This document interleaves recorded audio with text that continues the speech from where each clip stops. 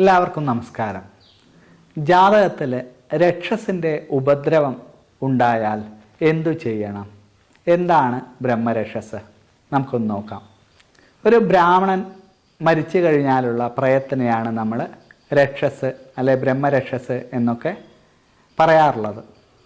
ജാതകൻ്റെ തറവാട് നിൽക്കുന്ന സ്ഥലം അല്ലെ ഗൃഹം നിൽക്കുന്ന സ്ഥലം പൂർവികമായിട്ട് ഒരു ഇല്ലപ്പറമ്പോ ഇല്ലം മുടിഞ്ഞ സ്ഥലമോ അല്ലെങ്കിൽ ബ്രാഹ്മണർ താമസിച്ച സ്ഥലമോ അങ്ങനെയൊക്കെ ആവുമ്പോൾ അവിടെ രക്ഷസിൻ്റെ ഉപദ്രവം വരാനുള്ള സാധ്യതയുണ്ട്.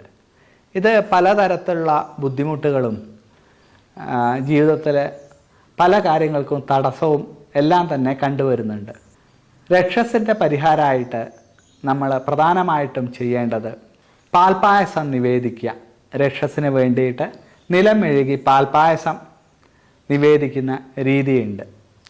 കൂടാതെ ഇതുപോലുള്ള ദുരിതമുള്ള പറമ്പുകൾ അല്ലെ സ്ഥലങ്ങൾ നമ്മൾ അറിഞ്ഞുകൊണ്ട് വാങ്ങാതെ നിൽക്കുക.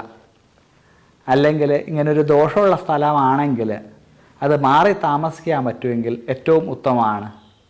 കാരണം ഇല്ലം നശിച്ച പറമ്പോ ഇല്ലം മുടിഞ്ഞ പറമ്പൊക്കെ ആകുമ്പം അതിൻ്റെ ദുരിതങ്ങൾ പലതരത്തിൽ പല ദോഷങ്ങളായിട്ട് കാര്യതടസ്സങ്ങളായിട്ട് ജീവിതത്തിൽ പല തരത്തിൽ ഉപദ്രവമായിട്ട് വരുന്നത് കണ്ടിട്ടുണ്ട്.